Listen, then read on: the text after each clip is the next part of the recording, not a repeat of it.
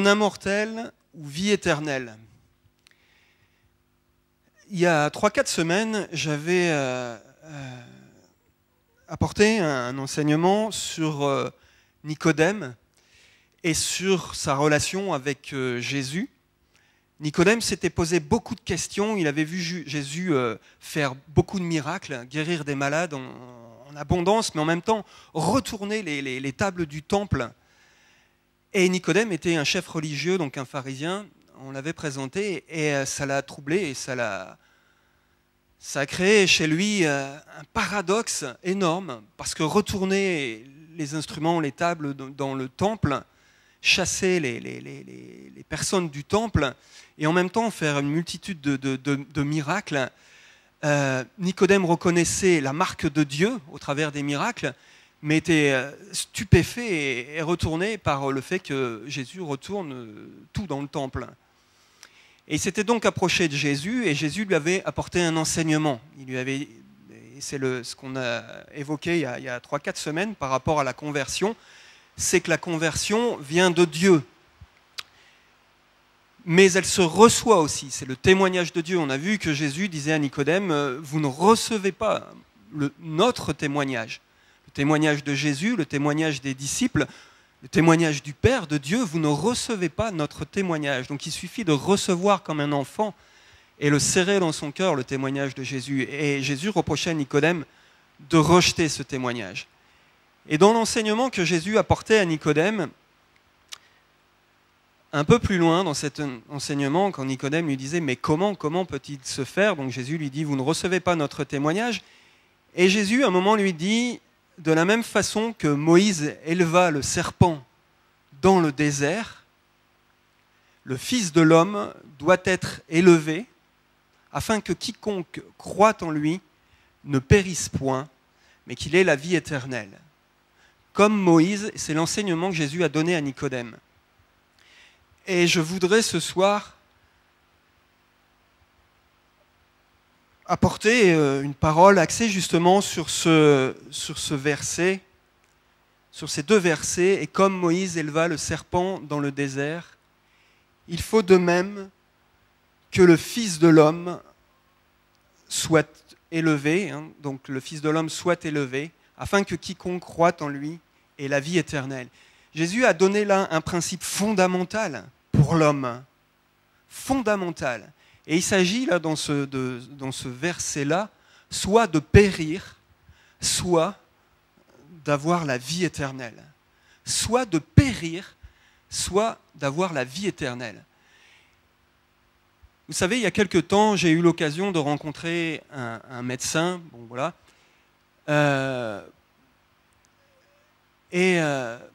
dans le diagnostic qu'il présumait, il n'est pas allé par 4 chemins, quoi. Il a été cash et ça a été direct. Il nous a dit, bon, je ne vais pas vous raconter des histoires, c'est pas quelqu'un de souriant, c'était pas quelqu'un de souriant, c'était quelqu'un de assez direct. D'ailleurs, il a la réputation dans le milieu hospitalier de ne pas être un rigolo. Mais il a été direct, et je pense que la parole de Dieu est directe aussi. Et la parole de Dieu, la Bible, l'Écriture, et Dieu lui-même est direct. Est direct. Et c'est ce que j'aime dans la parole de Dieu. La vérité, je pense qu'elle est directe. Elle va droit au but, elle ne passe pas par 4 chemins, elle est directe. Et pour ma part, j'aime Dieu parce qu'il est direct. Mais je comprends que ça puisse heurter quelques-uns. Et Jésus donc a apporté cet enseignement. Cet enseignement, en fait, il fait référence à un texte de l'Ancien Testament. Il fait référence à l'histoire du peuple hébreu. Alors peut-être vous allez me dire, moi l'histoire du peuple hébreu, bon, ça ne me concerne pas directement. Mais l'histoire du peuple hébreu, ou l'histoire des hommes, l'histoire de vos ancêtres, l'histoire de vos parents, l'histoire de ceux qui nous ont précédés, l'histoire des hommes, c'est le terreau de notre propre histoire. Et pour comprendre nos vies, pour savoir se diriger, on a besoin de connaître l'histoire pour éviter les erreurs du passé. On a besoin de connaître l'histoire. Et la Bible nous donne une histoire. La Bible nous donne des histoires. Il y a des livres prophétiques dans la Bible, il y a des livres, des proverbes, des livres de poésie, des livres de sagesse, des livres prophétiques, comme je le disais, mais aussi des livres historiques qui nous révèlent l'histoire d'un peuple, l'histoire d'hommes et de femmes, et l'histoire d'un peuple en particulier, l'histoire du peuple hébreu. Et c'est une histoire particulière dans le sens où dans cette histoire se mêle la vie de Dieu, se mêle Dieu. C'est l'histoire d'hommes, de peuple, d'un peuple, et l'histoire d'un peuple dans sa relation avec Dieu. Et on va lire donc un passage qui fait référence donc à ce verset, à cette histoire du serpent dans le désert. C'est au livre des Nombres, donc dans l'Ancien Testament, au chapitre 21. On va vous afficher le texte. Chapitre 21, à partir du verset 4.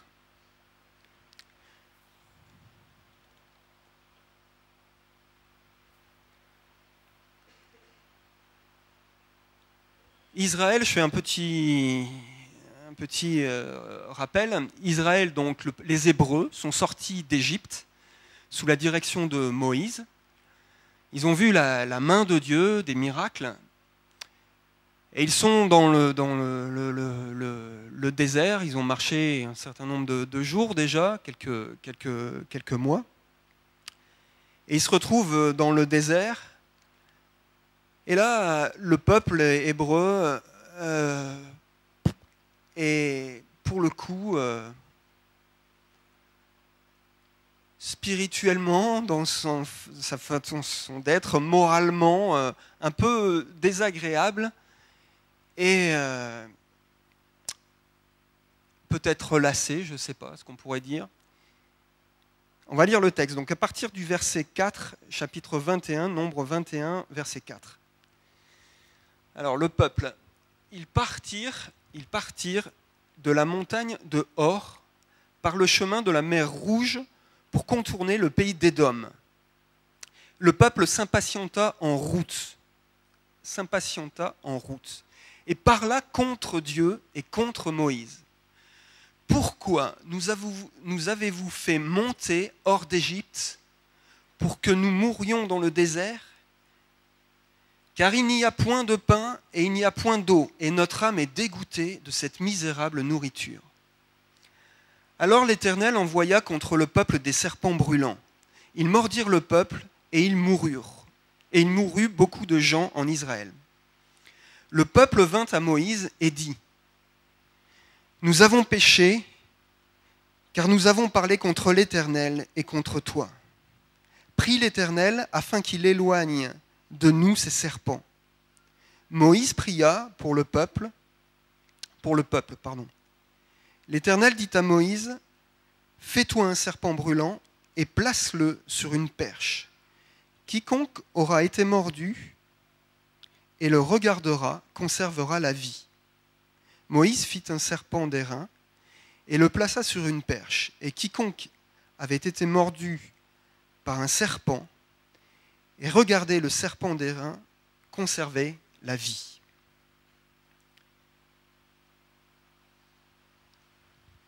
On voit un peuple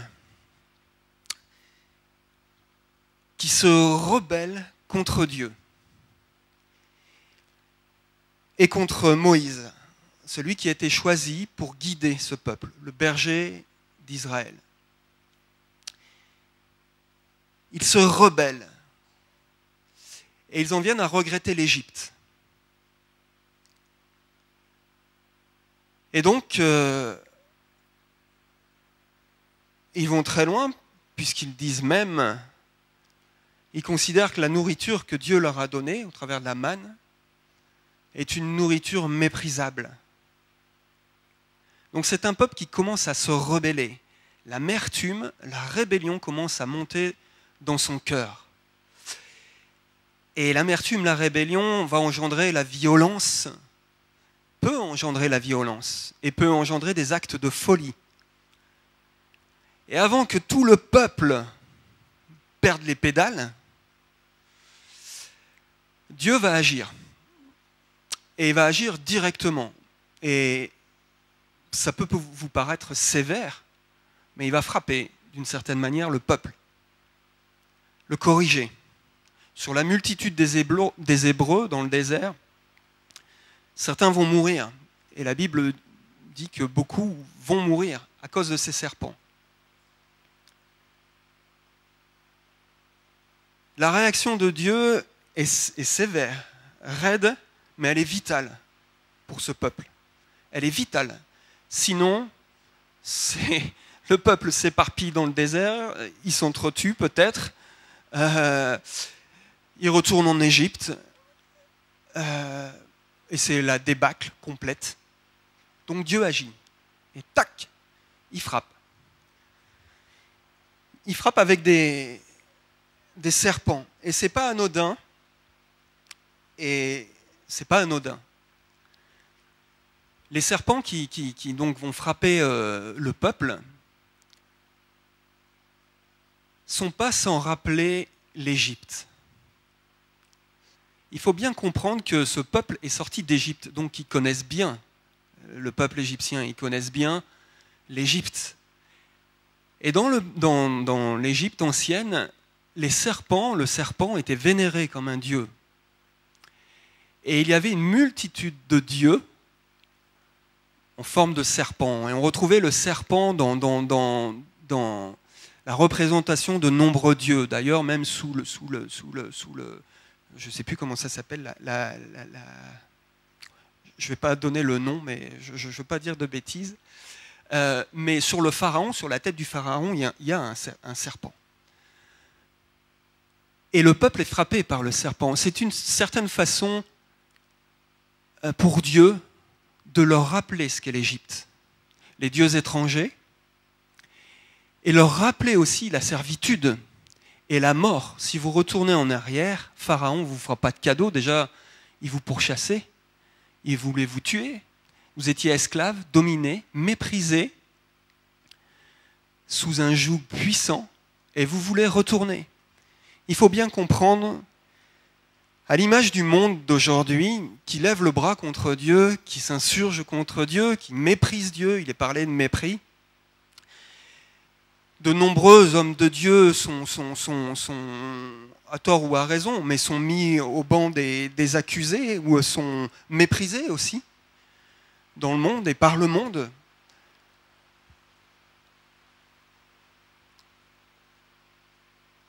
Je ne veux pas faire une comparaison trop rapide, mais comprenez bien que l'œuvre de Dieu est une œuvre de salut. Dieu voulait le meilleur pour Israël en faisant sortir Israël. Il a libéré de l'esclavage et il voulait le meilleur pour lui aussi. Le meilleur pour lui. Et ça a mis véritablement Dieu, je pense, en colère.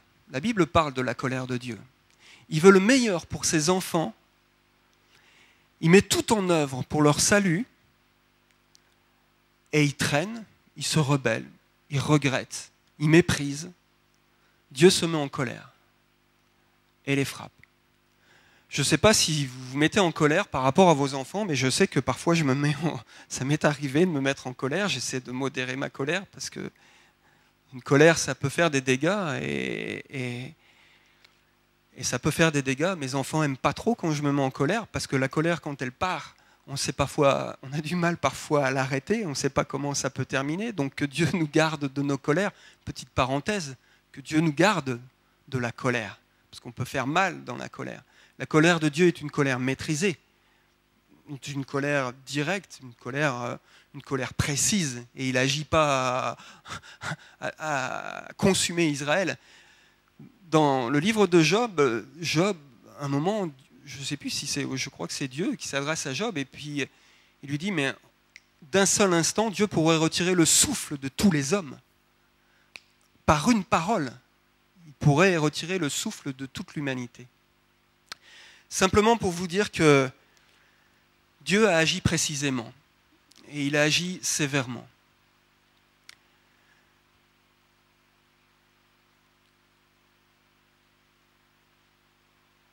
Cette histoire d'Israël nous rappelle un peu notre histoire et l'histoire du monde. Peut-être que vous avez été mordu aussi par un serpent. Peut-être que dans la vie, dans votre vie, un événement est arrivé comme une flèche, comme un serpent ou une parole, comme la morsure d'un serpent, comme le venin d'un serpent qui vient se planter. Peut-être que la maladie aussi vient se planter dans votre corps comme une flèche ou comme un serpent. C'est valable pour l'Église, c'est valable pour l'humanité. Et la Bible dit dans les moments difficiles, dans les moments douloureux, réfléchis. Réfléchis. Dieu nous invite à réfléchir et la souffrance est un terrain de réflexion. Dieu nous invite à réfléchir. Ça permet de recadrer nos vies, ça permet d'avoir un retour sur soi-même, sur les paroles qu'on pourrait avoir, sur nos attitudes. Je ne dis pas que c'est systématiquement le cas, mais la souffrance, le temps mis à part, la maladie peut-être, je ne dis pas que c'est systématique, mais un moment de réflexion, peut-être. Et surtout un moment de réflexion, vous savez, quand la maladie touche, on se rend compte, et j'en discutais avec un jeune docteur de l'Église qui me disait, tous les jours, elle voit la fragilité de l'humanité dans ses services. L'homme est fragile, fragile. Et la souffrance, la maladie met en évidence cette fragilité. Et c'est le moment de réfléchir. Je vais vous montrer, on peut peut-être passer l'image du serpent, enfin, Delphine, s'il te plaît, voilà. Un serpent du désert. Ça, c'est un serpent du désert. Dans nos vies, comme je le disais tout à l'heure, on peut être frappé par une parole. On a entendu un témoignage dimanche d'une jeune fille qui avait reçu une parole dans son adolescence qui l'a blessée, qui est rentrée dans sa vie comme un venin dans son âme. Comme un venin dans son âme. Et qui l'a amené à des circonstances. Bon, elle l'a dit, et Émilie, elle l'a dit publiquement, je cache rien, mais elle a dit, ça m'a pourri la vie. Des paroles, comme une injection dans son âme, dans son sang, dans son âme, dans son cœur. C'est le serpent le plus venimeux au monde, le taipan du désert. Une morsure de ce serpent vous laisse 45 minutes environ pour trouver l'antidote. 45 minutes. Une dose de venin, du crochet, du venin qui est contenu dans le crochet, peut tuer 100 hommes, 250 000 souris. Une dose du venin. C'est un des serpents les plus rapides en phase de déplacement. Le plus venimeux au monde. Son venin est 25 fois plus puissant que celui du cobra, 100 fois plus puissant que celui du crotal. C'est le serpent le plus venimeux au monde.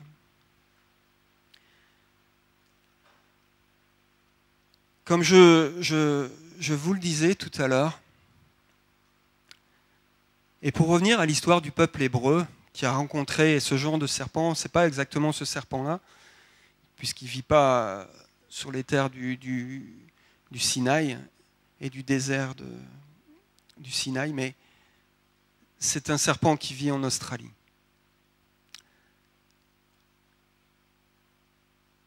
Pour revenir, donc, le peuple hébreu a rencontré des serpents. Vous imaginez la morsure du serpent. À l'époque, c'était la mort. Je ne pense pas qu'un antidote existait. Enfin, en tout cas, c'était la grosse panique. Et quand vous êtes piqué par un serpent comme ça, je pense que ça doit vous saisir d'un seul coup. Ça va vous sidérer. Il y a un effet de sidération. Vous êtes bloqué. Le souffle coupé, certainement. Et vous dites, mais que dois-je faire ? Et les hommes et les femmes tombés. Des pères, des mères, des enfants tombés. Et Moïse a élevé un serpent aussi. Étrange. Pourquoi un serpent?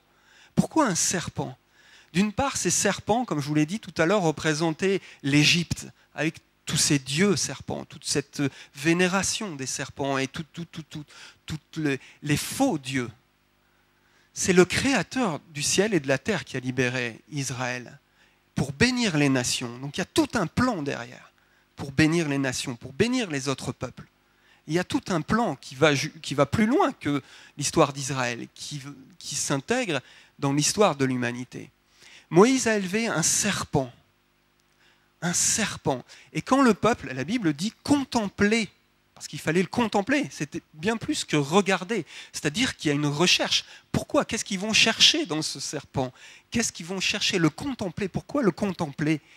Pourquoi aussi un serpent? Mais pourquoi un serpent? J'ai réfléchi là-dessus, j'ai posé la question au Seigneur. Je dis, mais bon, après c'est une interprétation. Mais il ne faut pas oublier que quand Moïse est allé délivrer Israël, Dieu lui a mis un serpent entre les mains. Et quand Moïse a présenté ce serpent à Pharaon, les magiciens ont présenté aussi d'autres serpents. Mais le serpent de Dieu a dévoré et tué les autres serpents par sa puissance. Et le serpent qui est élevé par Moïse, je crois, rappelle la puissance de Dieu. En même temps, le jugement de Dieu, parce que c'est un serpent, et ils sont mordus par ces serpents, mais en même temps, la puissance de Dieu. La puissance de Dieu. La puissance de Dieu. Jésus représente sur la croix, et Jésus cite ce passage, représente en même temps le jugement de Dieu, parce que sur la croix, il y a un jugement de Dieu, et représente la puissance de Dieu aussi, sur tous les faux dieux, sur toutes les maladies. C'est le serpent le plus venimeux au monde. Je vais vous apporter une histoire qui m'a vraiment interpellé, qui m'a stupéfait, et ça illustre vraiment l'histoire de la grâce et de l'évangile. C'est une histoire vraie, qui est belle et qui illustre vraiment l'histoire de la grâce et de Jésus-Christ. C'est l'histoire d'un homme qui s'appelle Kevin Buden. Il a 20 ans sur cette photo. Il a 20 ans sur cette photo. C'est un homme passionné, qui était passionné de serpents. Il connaît les serpents. Il les collectionne.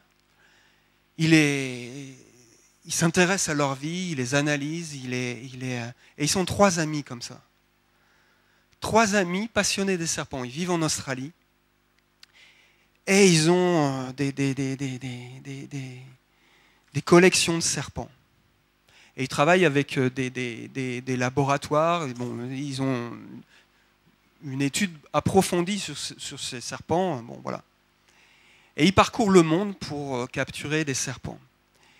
À cet âge-là, il s'est déjà fait mordre 5 fois par des serpents. Et il se trouve qu'à ce moment-là, en Australie, dans une certaine région, il y a beaucoup de victimes, de morts dues et liées à des morsures du serpent qu'on a vu tout à l'heure, le taipan du désert. Et il décide, seul, d'en capturer un, vivant. Et il le faut vivant, parce que pour concevoir l'antidote, il faut un serpent vivant. Et donc il cherche, il part dans le secteur en question, et il cherche partout, ça dure plusieurs jours. Il est à la recherche. Et d'un seul coup, il entend un bruit. Dans sa recherche, il entend un bruit particulier. Et il reconnaît le bruit d'un serpent. Et il s'approche et il voit dans les broussailles un taipan en train d'avaler un rat. Et avec beaucoup de courage, il s'en approche. Il le bloque, je ne sais pas comment dans les détails, et il lui bloque la tête. Il l'empoigne et il le prend à la base de la tête. Et seulement, il ne peut pas seul en fait, le placer dans un sac, il a besoin d'aide. Et il y a un spécialiste qui n'est pas très loin de l'endroit où il se trouve, de serpents, qui connaît bien et qui est un chercheur aussi.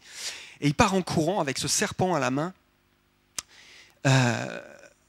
chez ce spécialiste. Il arrive effectivement, donc son collègue prend le sac, et au moment de placer le serpent dans le sac, le serpent, au moment où il le lâche, le serpent se retourne et lui mord le pouce. Et là, bon, l'histoire, le texte et la chronique de cette histoire donnent des détails, c'est-à-dire que bon, il y a l'effet de sidération, mais lui ne voit qu'une chose, c'est de garder ce serpent en vie. Et il insiste auprès de son collègue, il dit « garde-le en vie, il le faut vivant ». Et donc ils partent tout de suite à l'hôpital australien, le plus proche. Et là ils arrivent à l'hôpital, le serpent donc lui est vivant. Ils font tout pour le sauver, mais il meurt. Impossible de le guérir. Bon, ils ont fait une tentative de lui couper le membre, mais trop tard, et il est mort, à 20 ans. Et son acte courageux, alors certains pourraient dire acte de folie, peut-être, je vous laisse juge, mais la prédication de la croix est une folie aussi. Et Jésus, la mort sur la croix, peut être considéré comme une folie. C'est la sagesse de Dieu, mais c'est une folie pour les hommes. Cet acte qu'il a fait courageux a permis d'établir le vaccin, l'antidote pour sauver des milliers de personnes ou des centaines de personnes, je ne sais pas. Et j'ai trouvé dans cette illustration une belle image et une belle illustration de la croix. La Bible parle d'un mal dans le monde, du mal précisément. Et il est souvent présenté dans la parole de Dieu, dans l'Écriture, sous forme de serpent, sous forme d'un serpent redoutable. Dès la Genèse et jusqu'à l'Apocalypse, on parle d'un serpent. C'est une représentation du mal, des faux dieux, peut-être comme on l'a lu. Et on sait bien que Satan cherche à s'infiltrer et cherche une place de Dieu, et cherche à se placer, à être honoré, vénéré. C'est ce qu'il cherche, c'est ce qu'il a demandé à Jésus dans le désert. D'ailleurs, dans le désert aussi, Jésus a été tenté. C'est ce qu'il lui a demandé. Prosterne-toi et adore-moi, je te donnerai la gloire. Je te donnerai les pouvoirs. Adore-moi. Le serpent cherche à être adoré. Ce n'est pas un hasard si on le retrouve dans de nombreuses religions et la forme du serpent. Le serpent en lui-même, la créature, bon, c'est un animal. Mais la Bible le représente sous cette forme de serpent. Pourquoi ? Parce que le serpent, c'est celui qui attaque sans qu'on l'ait vu, qui se cache, qui surgit. Sa piqûre est mortelle, il nous rappelle la mort. Il y a des serpents qui vous étouffent, qui vous écrasent. Et le mal dans le monde peut tomber sur nous comme un événement, comme des circonstances, et nous broyer, nous écraser. Il y a des serpents qui tuent de cette façon-là. Il y a des serpents qui vous avalent tout cru et d'une pièce. D'une pièce. C'est la représentation, dans la Bible, du mal. Et Jésus est descendu pour détruire les œuvres de Satan. Confrontation directe, comme le taipan, comme l'histoire de ce jeune homme. Confrontation directe avec le mal. Directe. Dès la Genèse, le programme est établi. Ta postérité écrasera la tête du serpent et il lui mordra le talon.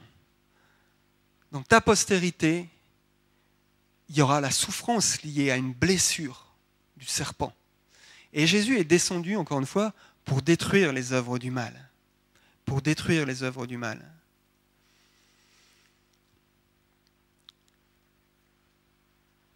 Il est descendu avec force et puissance, et il a été blessé à la croix du Calvaire. Pour nous, pour l'humanité. Comme l'illustration donnée. Ce jeune homme est mort. Il avait dans son cœur, il aimait les serpents. Ce n'était pas à faire mal aux serpents, il le voulait vivant. Mais il voulait que ce serpent ne blesse pas. Il voulait qu'on puisse trouver un moyen d'annihiler en fait ce mal. Jésus a fait la même chose. Il est venu sur la terre, le Fils de Dieu, et il a été blessé, la Bible dit, brisé pour nos iniquités. Blessé, brisé. Je vais peut-être demander aux musiciens de s'approcher, de venir. Jésus a été blessé et brisé. Il est venu de la même façon. Dans l'histoire qui nous est racontée de ce jeune homme, il est dit que quand il avait le serpent dans la main, il est arrivé chez le spécialiste, là, il avait couru un bon moment. Il y avait plein de bave sur sa main. Le serpent avait sorti tout ce qu'il pouvait. C'est pas très joli. Mais à la croix, c'était pas très joli non plus. Jésus était marqué.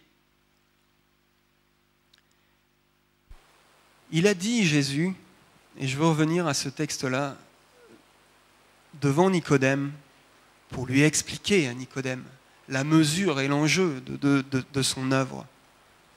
Il a dit à Nicodème, de même que le serpent a été élevé dans le désert, il faut que le Fils de l'homme soit élevé. Élevé dans la souffrance, élevé par le brisement, élevé sur la croix. Élevé sur la croix. Brisé pour nos iniquités. Comme je disais tout à l'heure, l'œuvre de Dieu est une œuvre de salut.